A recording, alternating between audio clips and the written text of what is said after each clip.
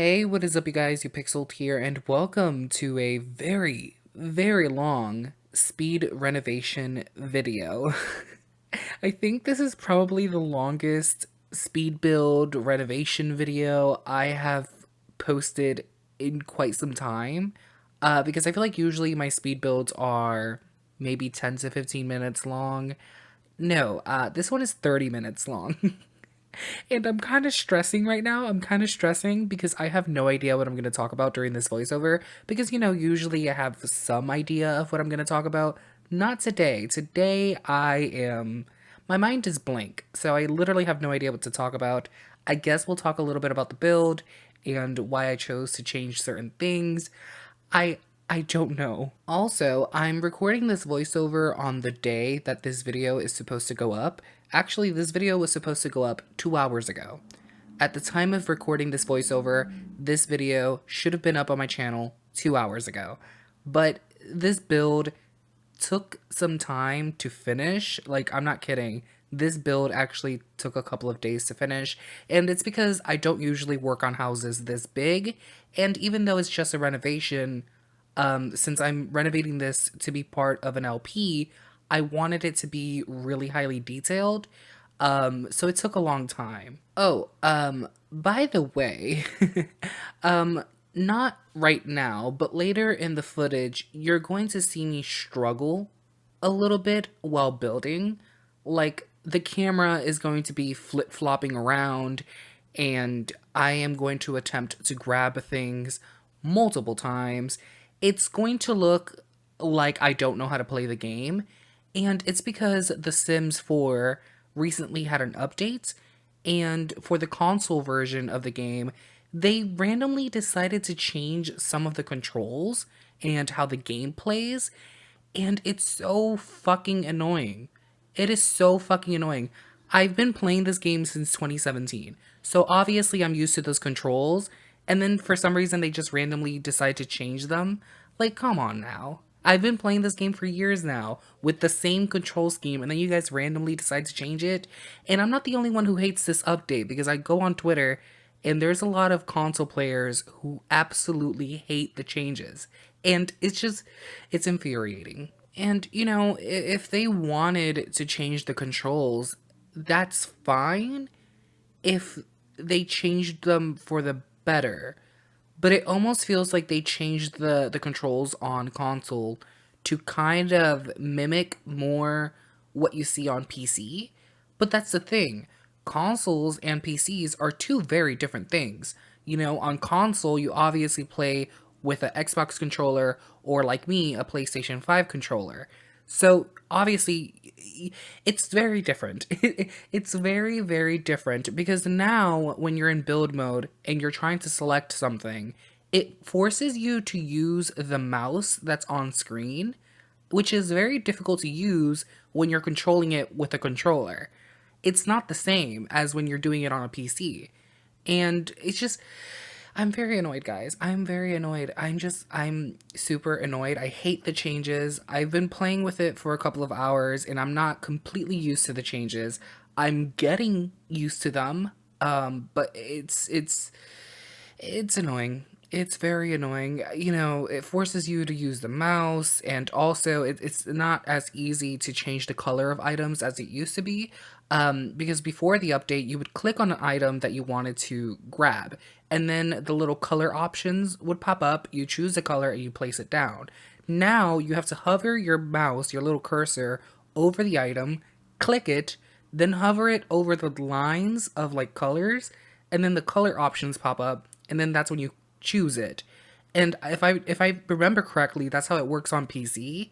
But the thing is, consoles and PCs are different things, so they should control differently. Why would they change it? And especially, why would they change it so many years down the line? This game has been out for a while. Oh, you guys just saw there, I pulled up the controls on the screen because I was so confused and I'm like, what happened here? This is when I started struggling. It was a mess. It was a very annoying mess. And I'm not gonna lie, I don't read the patch notes, so I was so confused. I'm like, did I do something?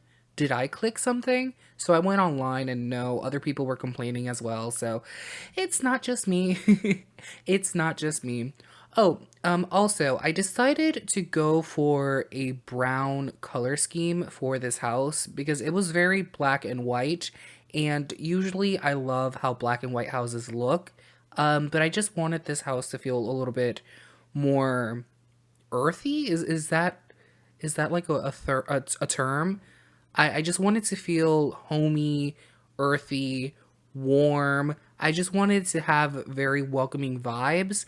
And, the stark black and white really wasn't welcoming. So I decided to change it up a bit. I kind of hope that the Sims team either, reverse the change that they did to the controls on console or give us the option.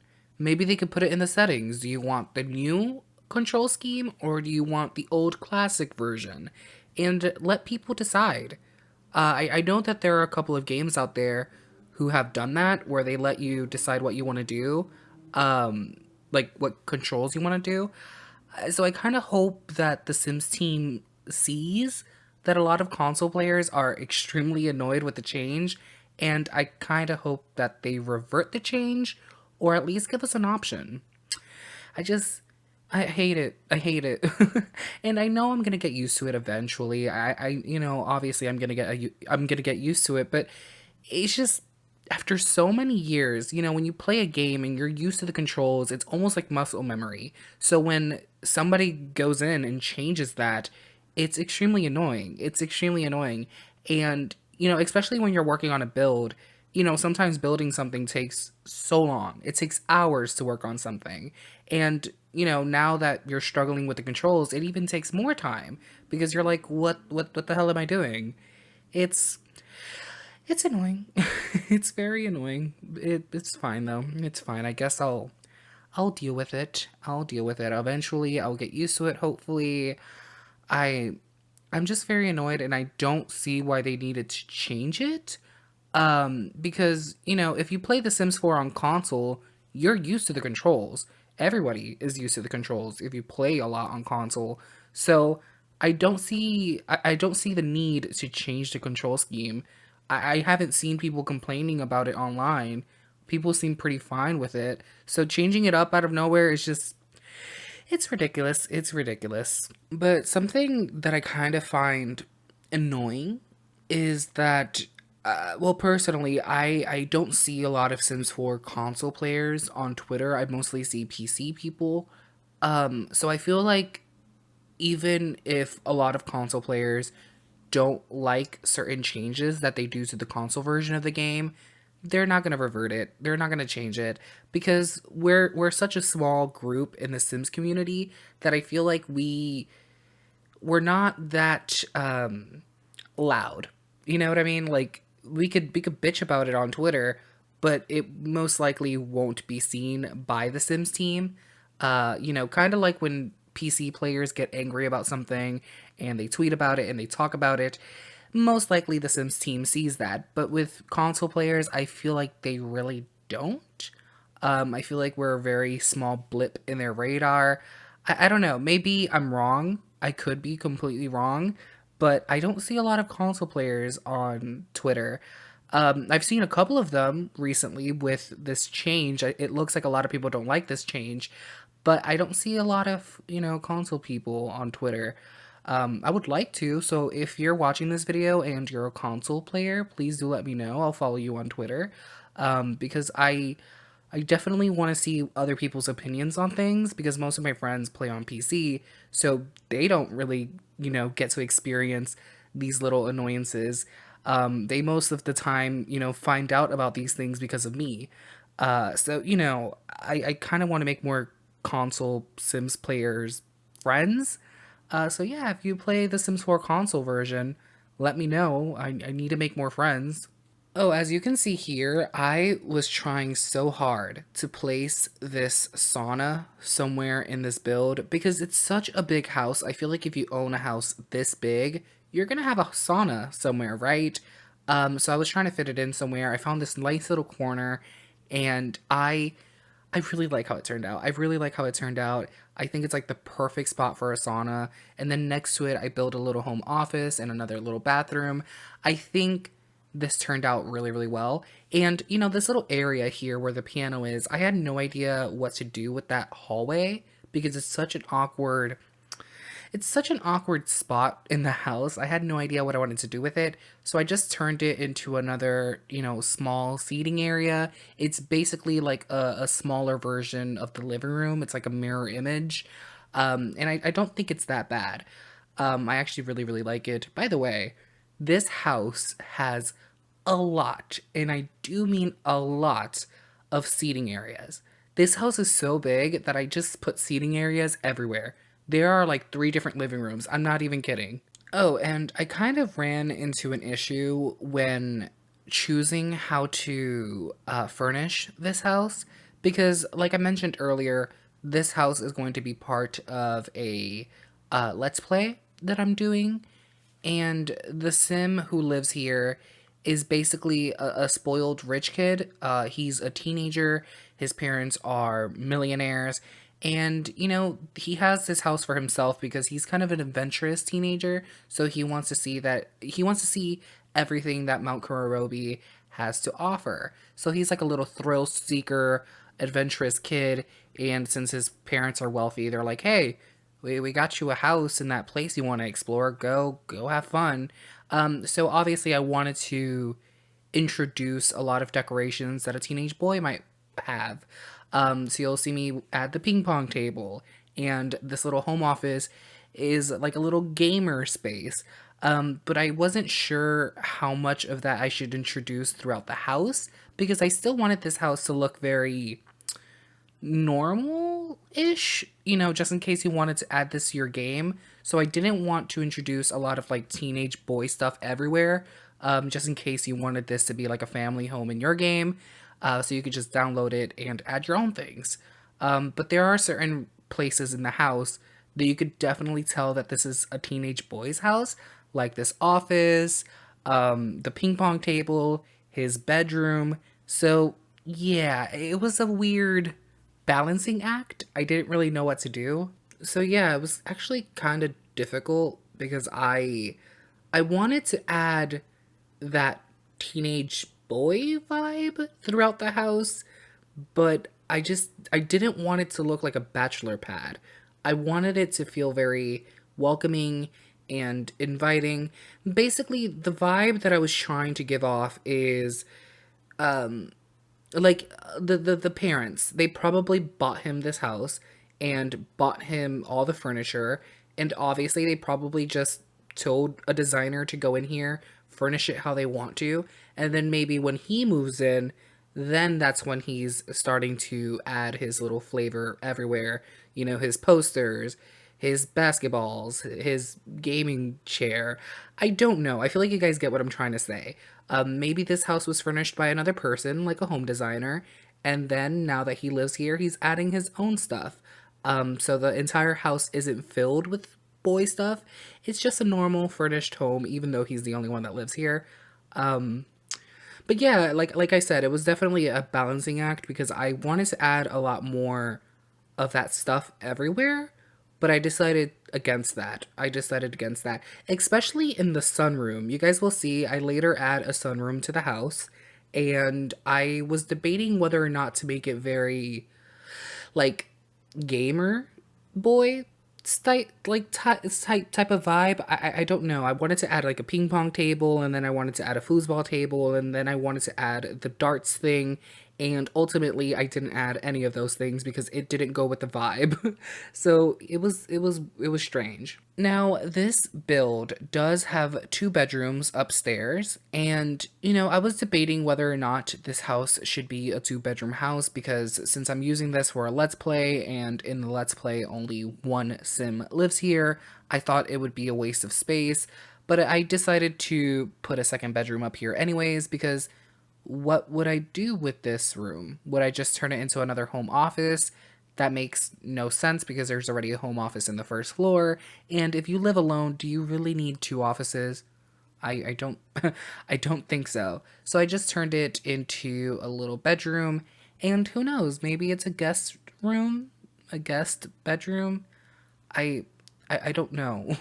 Maybe it is a guest bedroom. But yeah, there's two bedrooms in this house, and I believe three bathrooms and a laundry room. So this house is actually pretty big. I was able to fit in a lot of things. Now, I don't know who built this build. I know that they got simmers and YouTubers to build things for this expansion pack for Snowy Escape. I don't know who built this, but they did an amazing job. I love this house. Oh, this is cool. So while I was doing this voiceover, I just went on Twitter to respond to somebody's message, and apparently there are leaks regarding the new expansion pack that's coming to The Sims 4. And I'm reading one right here that is like a leak about the new game world that's coming. And it says, perfect for families. Located on a bay, San Sequoia was once a small fishing village that has grown into a vibrant city. Here you'll find quiet suburbs, a bustling recreation center, a tight knit community, and an influential family. The Roblesses. I think that's how you pronounce that name. But anyways, that's cool. I am going to be completely honest with you guys. I'm kind of not super hyped for the next expansion pack or game pack or whatever. Mainly because it looks like it's going to focus on family gameplay, and I don't really, play with families in The Sims 4. Obviously, I'm excited for the people who do because I know this is an update that they've been waiting for a really, really long time. So I'm very happy for you. But personally, it's not the type of gameplay that I'm into. Um, I'm excited about the new world because it does sound like it's going to be a really, really cool looking world. At least I hope so. We haven't seen screenshots or images or anything like that yet. So I hope it's a good world and a big world. I am kind of tired of these small worlds that we've been getting lately, even though I feel like the Sims team has gotten better at it. But like, I want a world with a bunch of lots.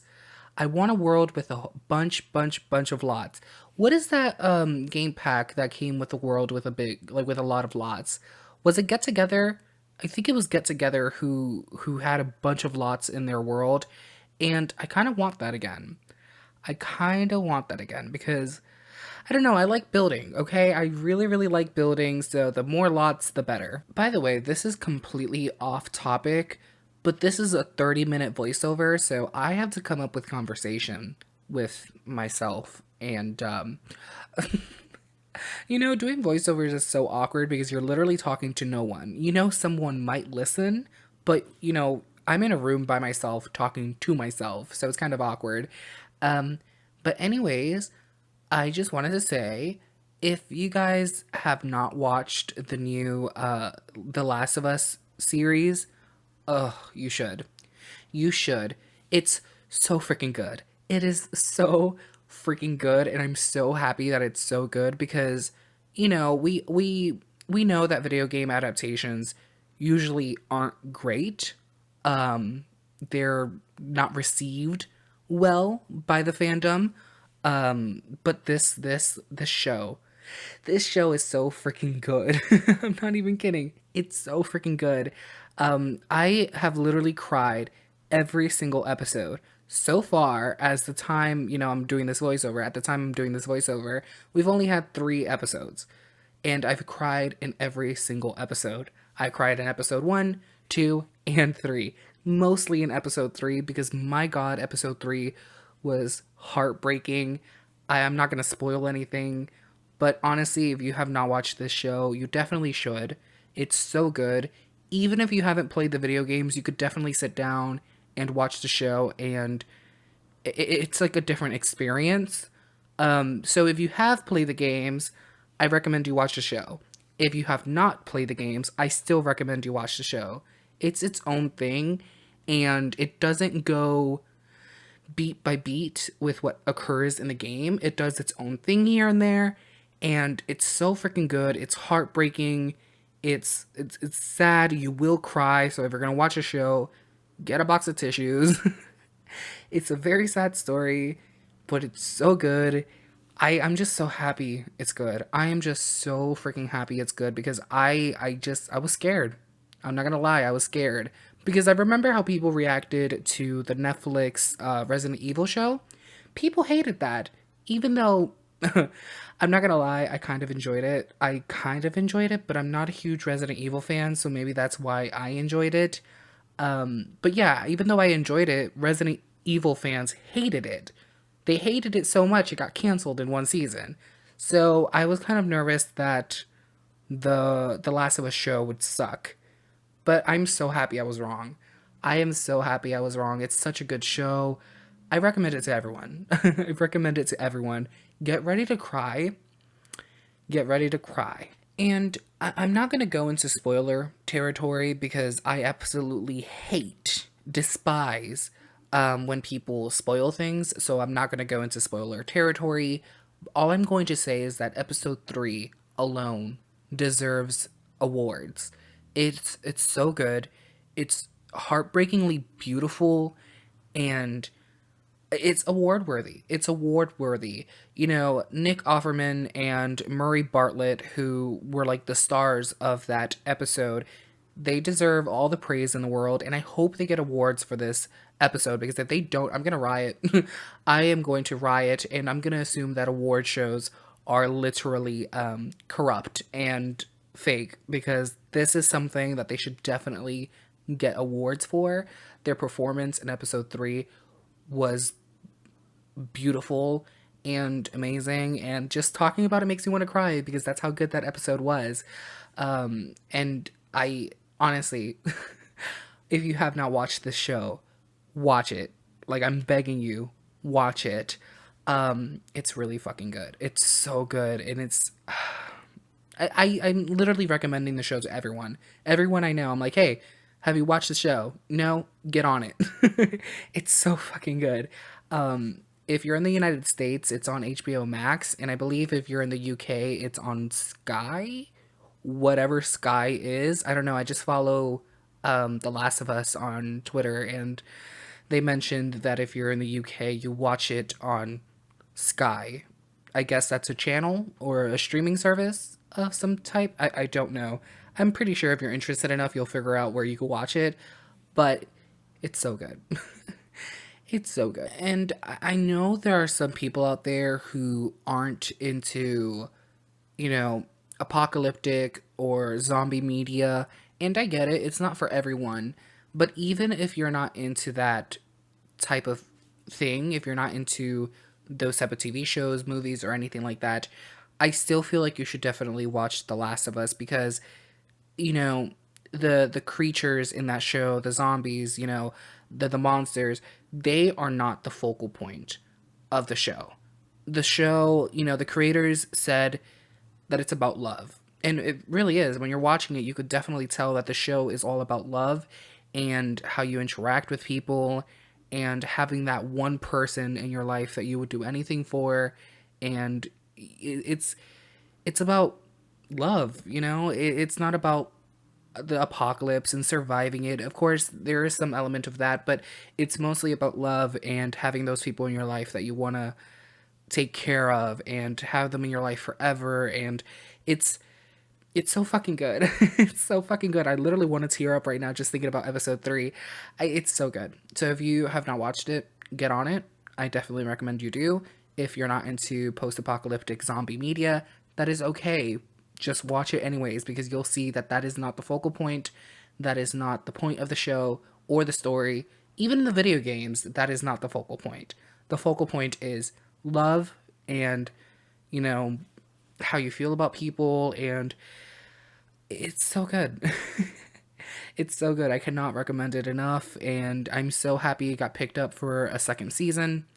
I can't wait to, you know, I'm very excited. I'm very excited. Season 1 has 9 episodes, and, you know, so far we've only seen 3. The next episode seems like it's going to be really awesome too. I'm just, I love this show. I love this show so much, and I love the video games, and I'm just so happy that it's actually good. I'm so happy it's good because a lot of adaptations aren't. So I'm happy that they did it justice. I'm happy that, the director of the games is actually working on the show. So yeah. I honestly love the game and now the show so freaking much that I feel like I could sit down and write an entire article or a thesis on the intricacies of the story and the way that the characters interact with one another. I'm not going to because I'm lazy, but I can. I can if I wanted to. It's just I love the story so much. I just love the story so much. It's so good. It's so good, and I recommend it to everyone. Again, like I mentioned, if you're not into post-apocalyptic zombie media, it's okay. This story is not about that. It just takes place in that world, but the story is about love and humans, and how you want to protect that one person in your life. I don't want to get too much into detail because obviously I don't want to spoil it for anyone, so I'm not going to. But it's so fucking good. It's so good, and I'm so happy they didn't screw it up because I was worried. I was worried that they would screw it up, but I have faith. I have faith now in HBO and I in Craig Mason, the I think he's the showrunner, right? He's the showrunner.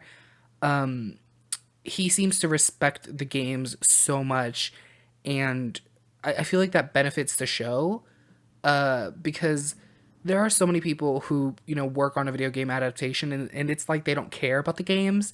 They just want to do their own thing, like Resident Evil, and that just turns out bad. But I am kind of nervous about the other PlayStation games that are turning into movies or TV shows, because God of War is going to be turned into a series for Amazon.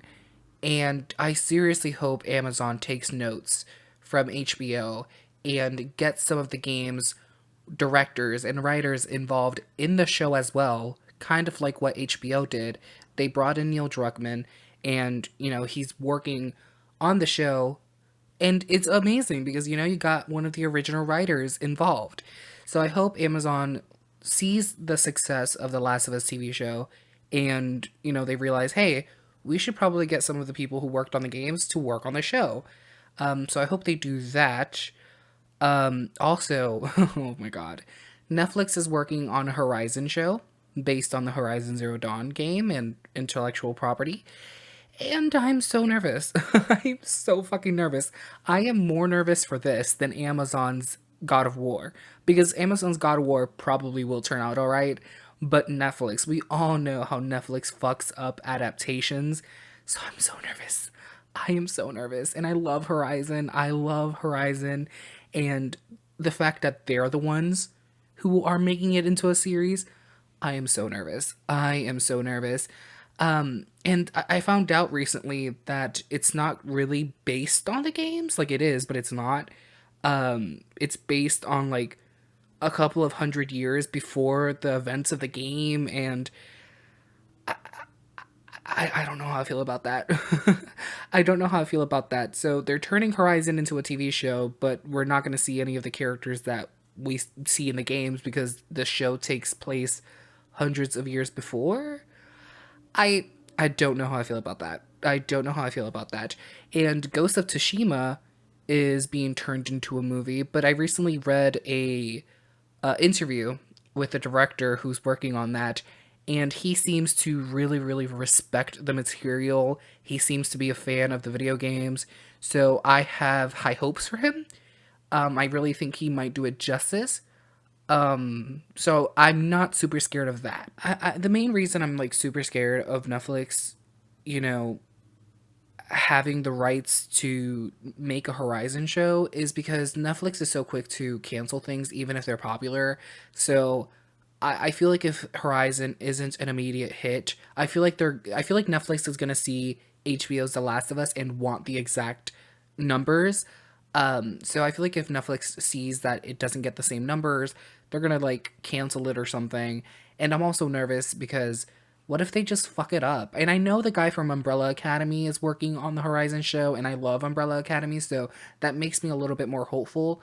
But I'm nervous. It's Netflix, so I'm nervous. Anyways, here we are at the end of the video, and I honestly can't believe I sat here and talked to myself for 30 minutes. My throat is dry, and I'm starving. So I'm gonna go eat something. Thank you guys so much for watching. Please comment, like, and subscribe if you're not already a subscriber, and I hope to see you guys in the next video.